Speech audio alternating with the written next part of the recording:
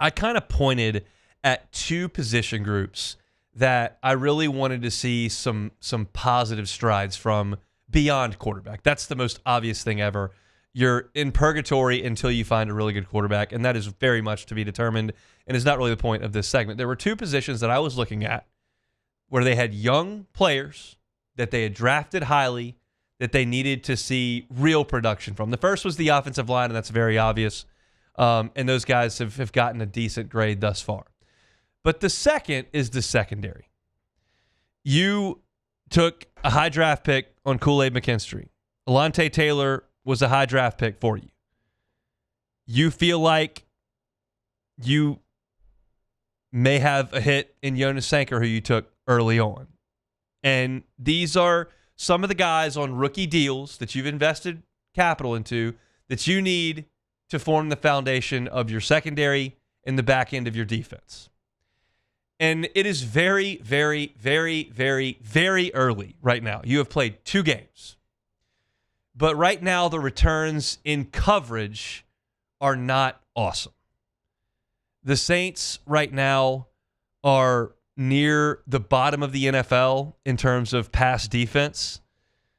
And I would venture to say that Kyler Murray, Marvin Harrison Jr. and the Cardinals, and then Mac Jones and the 49ers with Juwan Jennings are not exactly the greatest passing offenses in the league. They're not the worst. They're far from the worst.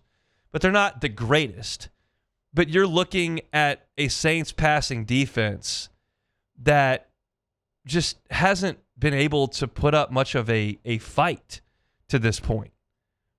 And it's concerning because you've got these guys out there that need to be playing well, and you've got a Saints defense that is just not there right now. And the Pro Football Focus grades reflect all of this.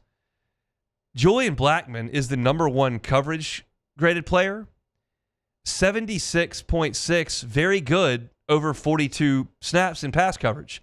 He's out for the year. So who's next? Well, it's Cam Jordan with 5 snaps. Who's next? Carl Granderson, 24 snaps. Who's next? Demario Davis, 77 snaps. Who's next? Chris Rumph, 12. These are all linebackers and defensive linemen. You get the point.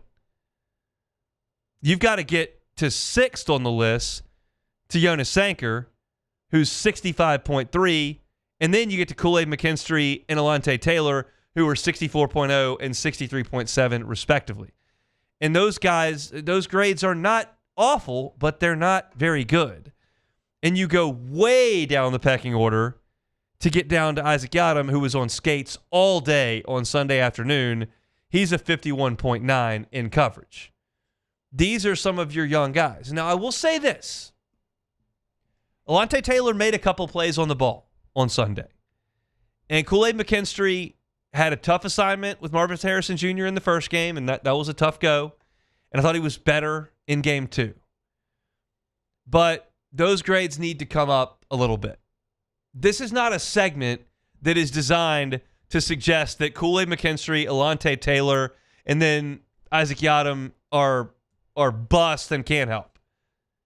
It's just, okay, I'm watching, and you hadn't seen the best the NFL has to offer in terms of wide receiver play, and the statistics are not good, and the Pro Football Focus grades are not good. And then I'm watching on Sunday, and that doesn't look great either. So when I take the eye test, then the stat sheet, then the grades, and I put all those together, this level of play needs to come up. Now, that's the beauty of this thing, and it's so early. This segment could sound completely different after Thanksgiving because these guys get more reps, get more experience, stay healthy, play better. And that is really what you're looking for in this season. But again, I think you've played 2 passing attacks that should rank around the middle in the NFL, and they're getting after you a little bit. You go play Josh Allen, okay. You go play Burrow and Chase, okay. I could see that getting away from you a little bit. You go play Jaden and the guys he's got on the outside. Now, if they finally made Terry McLaurin happy, okay. Like, there are some teams in this league that can really chuck it around. I don't know that I'm going to put Kyler Murray in that category yet, and I'm certainly not going to hurry Mac Jones to the podium. So this is something I'm paying attention to. This is something I'm looking at. You see Alontae Taylor with a grade of 63.7, Kool-Aid McKinstry with a grade of 64.0. Those in the Pro Football Focus world are not terrible, but they're very, very average. I'd like to see those start to creep up towards 70 if you could. And I'll throw Jonas Sanker in there, who's right there around that number. They're all between 63.7 and 65.3. They're all bunched right up in there. Let's see if those numbers start to improve as the Saints continue to play over the course of a couple of weeks. You got Sam Darnold coming up this week. You got Josh Allen the week after that. That's no picnic. But waiting in the wings are a look at the Giants with Russell Wilson and Malik. And then you got the Patriots, Drake May and company, whatever. So I just need to see some more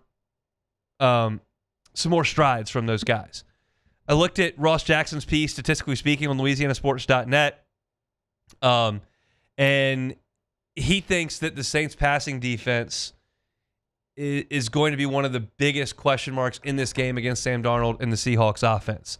Darnold threw for 295 against the Steelers, only 150 against the 49ers. So, again, Darnold had a nice year last year. This is very average stuff you're looking at.